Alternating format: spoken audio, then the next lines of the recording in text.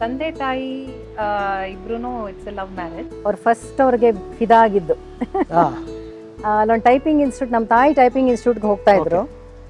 ಅಲ್ಲಿ ಏನೋ ಒಂದು ವಾರ್ಷಿಕೋತ್ಸವ ಆದಾಗ ನಮ್ಮ ತಂದೆಯವ್ರ ಕಾರ್ಯಕ್ರಮ ಇಡಿಸಿದ್ರು. ಮದುವೆ ಮಾಡ್ಕೊಳ್ಳೋ ಸಮಯ ಬಂದಾಗ ನಮ್ಮ ತಾಯಿಯ ತಂದೆ ರಾಘವೇಂದ್ರ ರಾವ್ ಅಂತ ಅವರು ಒಂದು ಕಂಡೀಷನ್ ಹಾಕಿದ್ರು. ನಮ್ಮ ತಂದೆ ಅವ್ರಿಗೆ ಎಷ್ಟು ಪ್ಯಾಷನ್ ಇತ್ತು ಸುಗಮ ಸಂಗೀತದಲ್ಲಿ ಅಂತಂದರೆ, ಎಷ್ಟೋ ಸಲ ದುಡ್ಡಿಲ್ಲದೆ ಹಾಡಿದ್ದಾರೆ. 62 ಅನ್ಸುತ್ತೆ ಅವ್ರ ಮದುವೆ ಆಗಿ, 62 63 ಮದುವೆ ಆಯಿತು. ಆಮೇಲೆ ಬೆಂಗಳೂರಿಗೆ ಬಂದರು, ಕೆಲಸ ಇಲ್ಲಿ ಸಿಕ್ಕಿತ್ತಲ್ಲ, ಶಿಫ್ಟ್ ಮದುವೆ ಅವಾಗಲೇ ಅವ್ರಿಗೆ ಮೈಸೂರು ಅನಂತ ಸ್ವಾಮಿ ಅಂತ ಹೆಸರು ಬಂದಿದ್ದು. ಮೈಸೂರಿಂದ ಬಂದರು ಇವ್ರು ಅನಂತ ಸ್ವಾಮಿ ಅಂತ, ಮೈಸೂರು ಅನಂತ ಸ್ವಾಮಿ.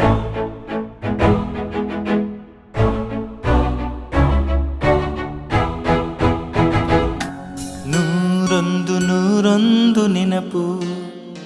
ಸೊ ನೀವು ಕಂಡಂತೆ ಅಥವಾ ನಿಮ್ಮ ತಂದೆಯವರು ತಮ್ಮ ಹತ್ರ ಯಾವ್ದಾದ್ರು ವಿಚಾರಗಳನ್ನ ಹಂಚ್ಕೊಂಡಂತೆ, ಅವರು ಇದನ್ನು ಮೊದಲನೇ ಪ್ರದರ್ಶನ ಇದು ಮಾಡಿದ್ರು, ಆಮೇಲೆ ಸಂಗೀತ ಕಲಿತರು.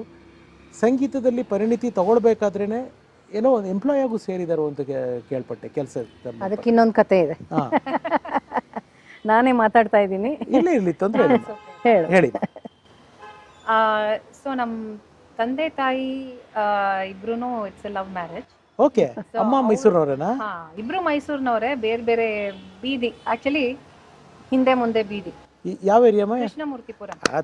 ಕೃಷ್ಣಮೂರ್ತಿಪುರ. ಸೂಪರ್. ಓಕೆ. ಸೊ ಇಬ್ರು ಲವಲ್ ಬಿದ್ದರು. ಆಮೇಲೆ ಮದುವೆ ಮಾಡ್ಕೊಳ್ಳೋ ಸಮಯ ಬಂದಾಗ ನಮ್ಮ ತಾಯಿಯ ತಂದೆ ರಾಘವೇಂದ್ರ ರಾವ್ ಅಂತ ಅವರು ಒಂದು ಕಂಡೀಷನ್ ಹಾಕಿದ್ರು. ನೀನು ಹಾಡ್ತಾ ಇದೆಯಾ, ಎಲ್ಲ ಸರಿ, ಪಾಪ್ಯುಲರ್ ಆಗಿದೆಯಾ, ಆದರೆ ಒಂದು ಕೆಲಸ ಅಂತಿರಬೇಕು, ಆಗ್ಲೇ ಮದುವೆಗೆ ಮುಂದುವರಿಯೋದು ಅಂತ ಅವರೊಂದು ಕಂಡೀಷನ್ ಹಾಕಿದ್ರು. ಅಮ್ಮನ ಹೆಸರು? ಸಾರಿ, ಅಮ್ಮನ ಹೆಸರು ಶಾಂತಾರಾವ್. ಸೊ ನಮ್ಮ ತಾಯಿನೂ ತುಂಬ ಓದಿದ್ದಾರೆ. ಅವರು ಮ್ಯಾಥಮ್ಯಾಟಿಕ್ಸಲ್ಲಿ ಸ್ಟ್ಯಾಟಿಸ್ಟಿಕ್ಸ್ನಲ್ಲಿ MSc ಮಾಡಿದ್ದಾರೆ. ಸೊ ಅದನ್ನು ನೋಡಿ ನಮ್ಮ ತಾತ ಆ ಕಂಡೀಷನ್ ಹಾಕಿದ್ಮೇಲೆ ನಮ್ಮ ತಂದೆ ಅವರು ಬೆಂಗಳೂರಿಗೆ ಬಂದು LRD ಅಂತ ಒಂದು DRDOದು ಒಂದು ಸಂಸ್ಥೆ, ಒಂದು ಸಬ್ ಡಿವಿಷನ್, ಅಲ್ಲಿ ಅವ್ರಿಗೆ ಅವರು ಎಕ್ಸಾಮು ಬರೆದಿದ್ದಾರೆ ಅನಿಸುತ್ತೆ. ಸೊ ಬರೆದು he got in to an ಇಂಟರ್ವ್ಯೂಲ್ಲಿ ಒಂದು ಸನ್ನಿವೇಶ ಆಯಿತು. ಅದೊಂದು LRD ಇಂಟರ್ವ್ಯೂ. ಅವಾಗ ಬ್ರಿಗೇಡಿಯರ್ ಚಕ್ರವರ್ತಿ ಅಂತ ಇರ್ತಾ ಇದ್ರು. He was a connoisseur of music, arts and everything. So ಅವ್ರು ನಮ್ಮ ತಂದೆನ ಇಂಟರ್ವ್ಯೂ ಮಾಡಿದ್ದು. ಸೊ ಏನಪ್ಪ ಮಾಡ್ತೀಯಾ ಏನು ಅಂತೆಲ್ಲ ಕೇಳಿದ್ದಾರೆ. ನಮ್ಮ ತಂದೆ ನಾನು ಮ್ಯಾಂಡ್ಲಿನ್ ನುಡಿಸ್ತೀನಿ, ಆವಾಗ ಮ್ಯಾಂಡ್ಲಿನ್ ನುಡಿಸ್ತಾ ಇದ್ರು, ಹಾಡ್ತೀನಿ, ಇಲ್ಲಿ ಮ್ಯಾಂಡ್ಲಿನ್ ನುಡಿಸು ಅಂತ ಹೇಳಿದ್ರು. ಅವ್ರು ಮ್ಯಾಂಡ್ಲಿನ್ ನುಡಿಸಿದ ಕೇಳೇನೆ ಫಿದಾ. ಅಂದರೆ ಆಗಿನ ಕಾಲದಲ್ಲಿ he was employed as like ಇದು ಆರ್ಟ್ ITI ಇದಕ್ಕೆ ಆ ಸೆಕ್ಟರಿಂದ ತಗೊಂಡು ಅವರು ತುಂಬ ಎನ್ಕರೇಜ್ ಕೂಡ ಮಾಡಿದ್ರು ಅವ್ರಿಗೆ ಮ್ಯೂಸಿಕ್ನಲ್ಲಿ. ಮದುವೆ ಆಗಿದೆಯಾ ಅವಾಗ ಅಪ್ಪ? ಸೊ ಕೆಲಸ ಸಿಕ್ತಿದ್ದಂಗೆ ವಾಪಸ್ ಮೈಸೂರಿಗೆ ಹೋದರು. 62 ಅನ್ಸುತ್ತೆ ಅವ್ರ ಮದುವೆ ಆಗಿ, 62 63 ಮದುವೆ ಆಯಿತು. ಆಮೇಲೆ ಬೆಂಗಳೂರಿಗೆ ಬಂದರು, ಕೆಲಸ ಇಲ್ಲಿ ಸಿಕ್ಕಿತ್ತಲ್ಲ, ಶಿಫ್ಟ್ ಮದುವೆ ಅವಾಗಲೇ ಅವ್ರಿಗೆ ಮೈಸೂರು ಅನಂತ ಸ್ವಾಮಿ ಅಂತ ಹೆಸರು ಬಂದಿದ್ದು. ಮೈಸೂರಿಂದ ಬಂದರು ಇವ್ರು ಅನಂತ ಸ್ವಾಮಿ ಅಂತ, ಮೈಸೂರು ಅನಂತ ಸ್ವಾಮಿ. ನಮ್ಮ ಊರ ಹೆಸರನ್ನ ಜೊತೆಗೆ ಅವ್ರು ಬೆಳೆದಿರೋ ಜೊತೆಗೆ ಆ ಊರ ಹೆಸರನ್ನು ಇನ್ನೂ ಜ್ಞಾಪಕ ಇಟ್ಕೊಳಂಗ್ ಮಾಡಿದಾರಲ್ಲ, ಗ್ರೇಟ್ ಅದು. ಅವರೆಲ್ಲ ನಮ್ಮ ಮೈಸೂರಿಗೆ ಒಂದು ಗತ್ತು, ಒಂದು ಗೌರವ. ಮೈಸೂರು ಮಲ್ಲಿಗೆ, ನಮ್ಮಮ್ಮ ಹೇಳ್ತಾರೆ, ಮೈಸೂರು ಮಲ್ಲಿಗೆ ಮೈಸೂರು ವಿಳ್ಳೆದೆಲೆ, ಅದೇ ಥರ ಮೈಸೂರು ಅನಂತ ಸ್ವಾಮಿ ಅಂತ ನಮ್ಮ ತಾಯಿ ಡೈಲಾಗ್ ಅದು. ಕರೆಕ್ಟ್. ಮೈಸೂರು ಮಲ್ಲಿಗೆ, ಮೈಸೂರು ವಿಳ್ಳೆದೆಲೆ, ಮೈಸೂರು ಅನಂತ ಸ್ವಾಮಿ. ಸೂಪರ್. ಎಸ್ ಮಾ. ಮದುವೆ ಆದಮೇಲೆ ಜೀವನ ಹೇಗಿತ್ತಂತೆ? ಅಂದರೆ ಇಷ್ಟಪಟ್ಟು ಮದುವೆ ಆಗಿದ್ದು ಇಬ್ಬರು, ಒಬ್ರೊಬ್ರು. ಆ ಮದುವೆಯ ದಿನಗಳು, ಆ ಹೊಸ ಕಲಾವಿದ್ರ ಇದು ನಿಮಗೆ ಗೊತ್ತೇ ಇದೆ. ಕಲಾವಿದ್ರ ಸ್ಥಿತಿ ಏನೋ, ನಮ್ಮ ತಂದೆ ಅವ್ರಿಗೆ ಎಷ್ಟು ಪ್ಯಾಷನ್ ಇತ್ತು ಸುಗಮ ಸಂಗೀತದಲ್ಲಿ ಅಂತಂದರೆ, ಎಷ್ಟೋ ಸಲ ದುಡ್ಡಿಲ್ಲದೆ ಹಾಡಿದ್ದಾರೆ, ಪ್ರೋಗ್ರಾಮ್ಗಳು ಕೊಟ್ಟಿದ್ದಾರೆ, ಊರೂರುಗಳಿಗೆ ಹೋಗಿ. ಅವಾಗ ಇಂಟರ್ನೆಟ್ ಇರ್ತಾ ಇರಲಿಲ್ಲ, ಇವಾಗೆಲ್ಲ ನಾವು ಮನೇಲಿ ಕೂತ್ಕೊಂಡು ರೆಕಾರ್ಡ್ ಮಾಡಿದ್ರೆ ಎಲ್ಲ ಪ್ರಪಂಚಕ್ಕೆ ತೋರಿಸ್ಬೋದಲ್ವಾ. ಆಗಿನ ಕಾಲದಲ್ಲಿ ಒಂದು ಮೈಕ್ ಸೌಂಡ್ ಸಿಸ್ಟಮ್ ಕೂಡ ಸರಿಗಿರ್ತಾ ಇರಲಿಲ್ಲ. ಅಂಥ ಇದರಲ್ಲಿ ಅವರು ಹಳ್ಳಿಗಳಿಗೆ ಹೋಗಿ, ಚಿಕ್ಕ ಊರು ಎಲ್ಲ ಕಡೆ ಹೋಗಿ ಕೇಳ್ತಾರೋ ಇಲ್ವೋ ಕೆಲವು ಪ್ರೋಗ್ರಾಮ್, ನಾನು ಅವ್ರ ಜೊತೆ ಹಾಡ್ತಾ ಇದ್ದೆ. ಅಲ್ಲಿ ಏನಂದರೆ ಪಂಡಾಲ್ ಹಾಕಿರ್ತಾರೆ, ಲೈಟ್ಸ್ ಬಿಟ್ಟಿರ್ತಾರೆ, ಬೆಚ್ಚಗಿರುತ್ತೆ ಅಂತ ಎಷ್ಟೋ ಜನ ಮಲ್ಕೊಳಕ್ಕಲ್ಲಿ ಬರೋರು ಮುಂದಗಡೆ. ಲೈಟ್ ಲೈಟ್ ಇರುತ್ತೆ, ಸ್ವಲ್ಪ ಶಾಖ ಇರುತ್ತೆ ಅಂತ ಒಂದು ಮುಂದೆ ಮಲ್ಕೊಂಡಿರೋರು. ಆ ಥರ ಅಂಥ ಸತಿನಲ್ಲಿ ಅವ್ರಿಗೆ he believed in what he believed in. ಅದನ್ನು ನಾನು ಎಲ್ರಿಗೂ ಹಂಚಬೇಕು, ಎಲ್ರಿಗೂ ಇನ್ನೊಬ್ರಿಗೆ ತೋರಿಸ್ಬೇಕು. ಸುಗಮ ಸಂಗೀತ, ಕನ್ನಡ ಸಾಹಿತ್ಯ, ಕನ್ನಡ ಪದ್ಯಗಳೇನಂದರೆ ಅಂತ ಕನ್ನಡ ಕವಿಗಳ ಬಗ್ಗೆ ಪ್ರಚಾರ ಬಹಳ ಮಾಡಿದ್ರು ಅವರು. ನಿಜವಾದ ಕನ್ನಡಿಗಮ್ಮ. ಇವತ್ತು ಕನ್ನಡ ಭಾಷೆ ಹೆಸರನ್ನ ಹೇಳ್ಕೊಂಡು ಕನ್ನಡದ ಕೆಲವು ಕೆಲಸಗಳು ಮಾಡ್ತೀವಿ ಅಂತ ಹೇಳ್ಕೊಂಡು ಬೇರೆಯವರು ಬೇರೆ ರೀತಿ ಮೈಲೇಜ್ ತೊಗೊಳ್ಳೋ ಸಂದರ್ಭದಲ್ಲಿ ಯಾವ ಹೆಸರು ಮತ್ತೊಂದು ಏನು ಅಪೇಕ್ಷೆ ಇಲ್ಲದೆ ಇದು ಕನ್ನಡ ತಾಯಿಯ ಕೆಲಸ ಅಂತ ಇಟ್ಕೊಂಡು ಮಾಡಿರೋ ಆ ಮಹಾನ್ ಚೇತನಕ್ಕೆ ನಮಸ್ಕಾರ. ನಿಜವಾಗ್ಲೂ ಅದನ್ನು ನಾನು ಇದನ್ನು ಬಿಚ್ಬಿಟ್ಟು ನಮಸ್ಕಾರ ಹೇಳ್ತೀನಿ. ಆವಾಗಲೇ ಆ ವ್ಯಕ್ತಿಗೆ ಗೌರವ ನಿಜವಾಗ್ಲೂ. ಆ್ಯಂಡ್ ನಿಮ್ಮ ಮುತ್ತಾತ ಅವ್ರಿಗೆ ಅವರ ಮೊಮ್ಮಗ ನಮ್ಮ ಅನಂತ ಸ್ವಾಮಿ ಸರ್ ಹಾಡ್ತಾ ಇದ್ದಿದ್ದು ಆ ಪ್ರತಿಭೆ ಎಲ್ಲ ನೋಡಿ ಏನಂದಿದ್ರು, ಗುರ್ತಿಸಿದ್ರು ಅಂತ? ಅವ್ರು ಅಷ್ಟು ವರ್ಷಗಳು ಇರಲಿಲ್ಲ. ಅಯ್ಯೋ, ಅಂದರೆ ಆಗಿನ ಕಾಲದಲ್ಲಿ ಸ್ವಲ್ಪ ಏನೋ ಕಾಯಿಲೆ ಬಂದರೆ ಈ ಥರ ಮೆಡಿಕಲ್ ಕೇರ್, ಹೆಲ್ತ್ ಕೇರ್ ಎಲ್ಲ ಅವಾಗ ಇರ್ತಾ ಇರಲಿಲ್ಲ ಅಲ್ವಾ? ಇಷ್ಟು ಮೆಡಿಕಲಿ ಅಪ್ಡೇಟೇ ಆಗಿರಲಿಲ್ಲ. ಫ್ರಮ್ ವಾಟ್ ಐ ಹರ್ಡ್ ಅವರು ಚಿಕ್ಕ ವಯಸ್ಸಲ್ಲೇ ಹೋಗ್ಬಿಟ್ಟು 46 ಐ ಥಿಂಕ್ ಅವ್ರು ಹೋಗಿದ್ದು. ಬಹಳ ಚಿಕ್ಕ ವಯಸ್ಸು ನಮ್ಮ ಮುತ್ತಾತಂಗೆ. ಹೌದು. ನಿಮ್ಮ ತಾತ ಅವ್ರಮ್ಮ ಅಂದರೆ ಅನಂತ ಸ್ವಾಮಿ ಸರ್ ಅವ್ರ ತಂದೆ ಅವರು ಇದ್ರು 70s, ಲೇಟ್ 70s ಅಂತ ಇದ್ರು. ಸೊ ಅವರು ಡಬಲ್ MA ಮಾಡಿದ್ರು. ಓ, ಸೊ ದಟ್ಸ್ ವೈ ನಮ್ಮ ತಂದೆಗೆ ಅವರು ಜಾಸ್ತಿ ಓದ್ಲಿ, ಮಕ್ಕಳೆಲ್ಲ ಓದ್ಲಿ ಅಂತ ಅವ್ರಿಗೆ ಆ ಆಸೆ ಇತ್ತು.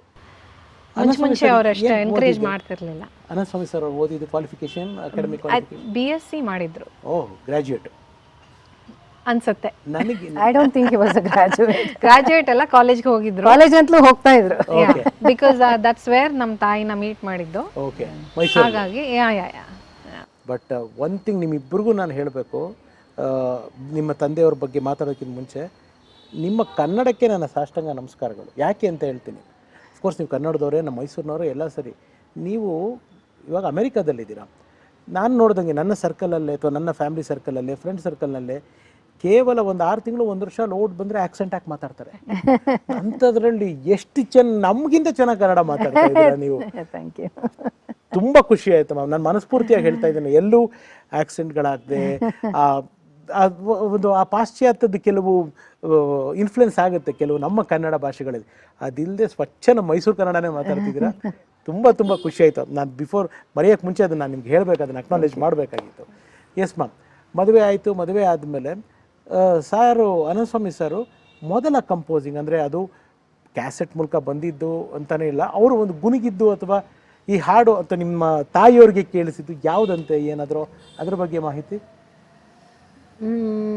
ನಮ್ಮ ತಾಯಿ ಒಂದು ಹೇಳ್ತಾ ಇದ್ರು, ಯಾವುದು ಅವ್ರು ಫಸ್ಟ್ ಅವ್ರಿಗೆ ಫಿದಾ ಆಗಿದ್ದು ಅಲ್ಲೊಂದು ಟೈಪಿಂಗ್ ಇನ್ಸ್ಟಿಟ್ಯೂಟ್, ನಮ್ಮ ತಾಯಿ ಟೈಪಿಂಗ್ ಇನ್ಸ್ಟಿಟ್ಯೂಟ್ಗೆ ಹೋಗ್ತಾ ಇದ್ರು. ಅಲ್ಲಿ ಏನೋ ಒಂದು ವಾರ್ಷಿಕೋತ್ಸವ ಆದಾಗ ನಮ್ಮ ತಂದೆಯವ್ರ ಕಾರ್ಯಕ್ರಮ ಇಡಿಸಿದ್ರು. ಆವಾಗ ಒಂದು ಪರ್ಟಿಕ್ಯುಲರ್ ಹಾಡು ನಂಗೆ ಜ್ಞಾಪಕ ಬರ್ತಾ ಇಲ್ಲ, ಅಮ್ಮ ಹೇಳಿದ್ದು. ನಿಮ್ಗೆ ಆಮೇಲೆ ತಿಳಿಸ್ತೀನಿ ಯಾವುದು, ಅಮ್ಮನ ಕೇಳ್ಬಿಟ್ಟು. ಆ ಹಾಡನ್ನು ಕೇಳಿ ಅಮ್ಮ ಅವ್ರಿಗೆ ಬಿದ್ಬಿಟ್ರು. ಆದರೆ ಮೊದಲನೇ ಹಾಡು ಯಾವ್ದು ಕಂಪೋಸ್ ಮಾಡಿದ್ರು ಅಂತ ನಮಗೆ ಅಷ್ಟು ಗೊತ್ತಿಲ್ಲ. ಬಟ್ ಅವರು ಎಷ್ಟು ಅವ್ರಿಗೆ ಹಾಡನ್ನ, ಕನ್ನಡ ಸಾಹಿತ್ಯನ ಕಂಪೋಸ್ ಮಾಡಬೇಕು. ಅಫ್ಕೋರ್ಸ್ ನಮ್ಮ ಜನ್ರೇಷನಲ್ಲಿ ನಾವು ಹೆಂಗೆ ಹಿಂದಿ ಹಾಡು, ಕನ್ನಡ ಹಾಡು ಎಲ್ಲ ಕೇಳ್ತೀವಿ, ಅವ್ರಿಗೂ ಆ ಟೈಮ್ನಲ್ಲಿ ಇನ್ಫ್ಲೂಯೆನ್ಸ್ ಇತ್ತು. ರಫಿ ಕೇಳ್ತಾ ಇದ್ರು, ಮುಖೇಶ್ ಕೇಳ್ತಾ ಇದ್ರು, ಅವ್ರ ಹಾಡುಗಳೆಲ್ಲ ಕೇಳ್ತಿದ್ರು ನಮ್ಮ ತಂದೆಯವರು. ಬಟ್ ಅವರು in his early 20s, I would say 18-19 ಅವ್ರು ಕಂಪೋಸ್ ಮಾಡಿದ್ರು. ಹಾಡುಗಳೆಲ್ಲ ಭಾಳ ಇದೆ. ಅಂದರೆ ಕುವೆಂಪು ಅವ್ರದ್ದೆಲ್ಲ ಹೌದು, ರಾಜರತ್ನಮ್ಮು. ಯಾಕೆಂದರೆ I think 16 may be 7 when he was 17 or 18 Madras Kalinga Rao ಇವ್ರು ಮ್ಯಾಂಡ್ಲಿನ್ ನುಡಿಸ್ತಾ ಇದ್ರು. ಕಾಳಿಂಗರಾವ್ ಇರೋವಾಗ ಅವರು ಅಣ್ಣ, ಯಾವ್ದು ಮೂವಿಪ್ಪ ಅವರು ಕಾಳಿಂಗರಾವ್ ಅಣ್ಣ ತಂಗಿನ, ಹಾಂ, ಅದು ಯಾವುದೋ ಒಂದಕ್ಕೆ ಅವರು ಮ್ಯೂಸಿಕ್ ಮಾಡಿದ್ರು ಕಾಳಿಂಗರಾಯರು. ಅವಾಗ ಇವ್ರ ಟ್ಯಾಲೆಂಟ್ ನೋಡಿ ಅವರು ನನ್ನ ಜೊತೆ ಚೆನ್ನೈಗೆ ಬಾ, ನೀನು ಚೆನ್ನಾಗೂ ಕಂಪೋಸ್ ಮಾಡ್ತೀಯಾ, ಮ್ಯಾಂಡ್ಲಿನ್ ನುಡಿಸು ಮೂವಿಗೆ, ಮತ್ತು GK ವೆಂಕಟೇಶ್ ಅವ್ರ ಹತ್ರ ನಿನ್ನ ಬಿಡ್ತೀನಿ, ನೀನು ಅವರಿಂದ ಕಲ್ತ್ಕೋ ಮ್ಯೂಸಿಕ್ ಡೈರೆಕ್ಷನ್ನು ಇದೆಲ್ಲ ಮಾಡೋದು. ಸೊ ಸುಮಾರು ವರ್ಷ ಇದ್ದರು. ನಮ್ಮ ತಂದೆ ನಮ್ಮ ತಂದೆ ಮ್ಯಾಂಡ್ಲಿನ್ ನುಡ್ಸೋರು, ಇಳೆಯರಾಜ ಅವರು ಗಿಟಾರ್ ನುಡ್ಸೋರು GK ವೆಂಕಟೇಶ್ ಅವ್ರ ಜೊತೆ ಆ ಕಾಲದಲ್ಲಿ. ಆದರೆ ನಮ್ಮ ತಂದೆ ಆವಾಗಲೇ ಎಲ್ಲ ಕಂಪೋಸ್ ಮಾಡಿದರು. ಪ್ರಾಬ್ಲಿ 18-19 ಹಾಗೇನೆ ಅವರು ಯಾರ್ದು ರಾಜರತ್ನಮ್ಮು, ಇಳಿದು ಬಾತಾಯಿ ಬೇಂದ್ರೆ ಅವ್ರದ್ದು, ಎಲ್ಲ ಕಂಪೋಸ್ ಮಾಡಿದರು. ಆಮೇಲೆ ಕಾಳಿಂಗರಾಯರಿಗೆ ಒಂದಿನ ಚೆನ್ನೈನಲ್ಲೇ ಅವರು ರೆಕಾರ್ಡಿಂಗ್ ಆಗ್ತಿರೋವಾಗ ಒಂದಿನ ಎಲ್ಲ ಕೂತ್ಕೊಂಡು ಕೇಳಿಸಿದ್ದಾರೆ ಅವ್ರಿಗೆ ಹಾಡುಗಳೆಲ್ಲ ಇವ್ರು ಕಂಪೋಸ್ ಮಾಡಿದ್ದು. ಆವಾಗ ಕಾಳಿಂಗರಾಯರು ಹೇಳಿದ್ದು, ನೀನು ಇಲ್ಲಿ ಇರಬೇಡ, ನೀನು ಇಲ್ಲಿದ್ದರೆ ಏನು ನಡೆಯಲ್ಲ, ನೀನು ಇರಬೇಕಾಗಿದ್ದ ಜಾಗ ಮೈಸೂರು ಕರ್ನಾಟಕದಲ್ಲಿ ಅಂತ ಹೇಳಿ ಅವ್ರಿಗೆ JK ವೆಂಕಟೇಶ್ ಅವ್ರಿಗೆ ಒಪ್ಪಿಸಿ ಇವ್ರನ್ನ ವಾಪಸ್ ಮೈಸೂರಿಗೆ ಕರ್ಕೊಂಬಂದಿದ್ದಾರೆ. ನಮ್ಮ ತಂದೆಗೂ ಮನಸ್ಸೇ ಇರಲಿಲ್ಲ ಅಲ್ಲಿರೋದಕ್ಕೆ. ಈ ಕನ್ನಡ ಹಾಡುಗಳೆಲ್ಲ ಇಷ್ಟು ನಾ ಮಾಡ್ತಾ ಇದ್ದೀನಿ, ಏನು ಮಾಡಲಿ ಇದು ಇಟ್ಕೊಂಡು ಇಲ್ಲಿ ಕೂತ್ಕೊಂಡು ಏನು ಮಾಡಲಿ ಅಂತ. ಸೊ ಆವಾಗ ಅವ್ರನ್ನ ಕರ್ಕೊಂಡು ವಾಪಸ್ಸು ಮೈಸೂರಿಗೆ ಬಂದರು. ಆವಾಗಿಂದ ಅವ್ರು ಇನ್ನೂ ಹೆಚ್ಚು ಕಂಪೋಸ್ ಮಾಡೋಕ್ಕೆ ಶುರು ಮಾಡಿದ್ರು. ಆಮೇಲೆ ಕುವೆಂಪು ಅವ್ರದ್ದು ಎಲ್ಲ 60 I would say 59, 50, even before 60 he was composing Kuvempu ಅವ್ರ ಹಾಡುಗಳು ಎಲ್ಲ. ಜಯಭಾರತ ಜನನಿಯ ತನುಜಾತೆ, ಹಲವಾರು ತನುವು ನಿನ್ನದು, ಬಾಗಿಲೊಳು ಕೈ ಮುಗಿದು, ಅದೆಲ್ಲ ಆಗಲೇ ತುಂಬ ಚಿಕ್ಕವರಿರೋವಾಗಲೇ ಮಾಡಿದ್ರು. ಅದಕ್ಕೆಲ್ಲ 60 ವರ್ಷದ ಮೇಲೆ ಆಗ್ಬಿಟ್ಟಿದೆ ಆ ಕಾಂಪೋಸಿಷನ್ಗಳಿಗೆ. ಎಕ್ಸಾಕ್ಟ್ಲಿ. ಅಂದ್ರೆ ಆ ತೂಕ ಮೆಚುರಿಟಿ ಅವ್ರಿಗೆ ಅಷ್ಟು ಕೇಜಲ್ಲಿ ಆ ಸರಸ್ವತಿ ನಿಜವಲ್ಲೂ ಯಪ್ಪ. ಸೊ ನಿಸಾರ್ ಅಹಮದ್ ಅವರು ಅಮೆರಿಕಾಗೆ ಬಂದಿದ್ದರು. ಅಲ್ಲೊಂದು ಒಂದು ಗ್ರೂಪ್ ಇದೆ, ಸಾಹಿತ್ಯ ಡಿಸ್ಕಸ್ ಮಾಡ್ತಾರೆ ಅವರು, ಅದ್ರ ಬಗ್ಗೆ ಡಿಬೇಟ್ಗಳು ಮಾಡ್ತಾರೆ. ಅಲ್ಲಿ ಅವ್ರು ಕರೆಸಿದ್ರು ನಿಸಾರ್ ಅಹಮದ್ನ. ನನಗೆ ಒಂದು ಸೌಭಾಗ್ಯ ಸಿಕ್ತು ಅವ್ರ ಮುಂದೆ ಹಾಡೋಕ್ಕೆ. ಸೊ ಆವಾಗ ಆ ಕಾರ್ಯಕ್ರಮದಲ್ಲಿ ಅವರು ಹೇಳ್ತಾಯಿದ್ರು ಹೇಗೆ ಆನಂದ್ ಸ್ವಾಮಿ ಕಂಪೋಸ್ ಮಾಡ್ತಾಯಿದ್ರು ಅಂತ. And again Nisar Ahmed Mysore Anand Swamy very close friends. ಗೊತ್ತು, ಒಟ್ಟೊಟ್ಟಿಗೆ ಓಡಾಡ್ತಾ ಇದ್ರು. ಹೌದು, ಅವರಿಬ್ರು ಚರ್ಚೆ ಮಾಡಿ ಕುರಿಗಳು ಸರ್ ಸಾಂಗ್ ಎಲ್ಲ ಮಾಡಿದ್ದಂತಲ್ಲ. ಇಲ್ಲ ಹಾಗೆ ಬರಲಿಲ್ಲ ಕುರಿಗಳು ಸರ್. ಸೊ ಅವರು ಆ ಕಾರ್ಯಕ್ರಮದಲ್ಲಿ ಏನು ಎಕ್ಸ್ಪ್ಲೈನ್ ಮಾಡಿದ್ರು ಅಂದರೆ, ನಿಸಾರ್ ಅಹಮದ್ ಅವರು ಕುರಿಗಳು ಸಾರ್ನ ಒಂದು ಪೇಪರಲ್ಲಿ ಬರೆದಿದ್ರು. ಅವರು ಈ ವೀಕ್ಲಿ ಎಡಿಟೋರಿಯಲ್ನಲ್ಲಿ ಅವ್ರಿಗೊಂದು ಇದಿತ್ತು ಕೆಲಸ, ಕಳ್ಸೋಕ್ಕೆ ಕಾಲಮ್ ಇತ್ತು. ಆ ಕಾಲಮ್ಗೆ ಅವರು ಕಳಿಸ್ಬೇಕು. ಈ ಸಲ ಆ ಎಡಿಟರ್ ಕೇಳಿದ್ರಂತೆ, ಏನಪ್ಪ ಏನು ಬರದೇ ಇಲ್ಲ, ಕಳಿಸು ಏನಾರು ಅಂದರೆ ಅವರು ಕಳಿಸಿದ್ರಂತೆ. ಕುರಿಗಳು ಸಾರ್ ಬರೆದು ಕಳಿಸಿದ್ದಾರೆ, ಏನೋ ಒಂದು ಹಾಳೆ ಮೇಲೆ ಬರೆದು ಕಳಿಸಿದ್ದಾರೆ. ಅದು ನಮ್ಮ ತಂದೆಯವರು ಪೇಪರನ್ನು ನೋಡಿ ಆ ಹಾಡನ್ನ ಕಂಪೋಸ್ ಮಾಡಿ, ಒಂದ್ಸಲಿ ಶಿವಮೊಗ್ಗದಲ್ಲಿ ಒಂದು ಕಾರ್ಯಕ್ರಮ ಇದೆ, ಅಲ್ಲಿ ಇವರು ಬರಬೇಕಾಗಿತ್ತು ಒಂದು ವೆಡ್ಡಿಂಗ್ಗೆ, ಕಾಮನ್ ಫ್ರೆಂಡ್. ಅಲ್ಲಿ ನಮ್ಮ ತಂದೆಯವ್ರ ಪ್ರೋಗ್ರಾಮ್ ಇದೆ.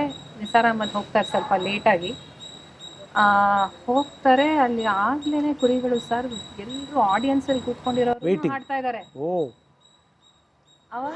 ಅಹಮದ್ ಅವ್ರಿಗೆ ಆಶ್ಚರ್ಯ ಆಯ್ತಂತೆ, ಏನಪ್ಪ ಇದು, ನಾನಿನ್ನೂ ಅದನ್ನ ಪಬ್ಲಿಷ್ ಮಾಡಿಲ್ಲ, ಆಗ್ಲೇ ಇಷ್ಟು ಫೇಮಸ್ ಮಾಡ್ಬಿಟ್ಟಿದ್ದಾರೆ.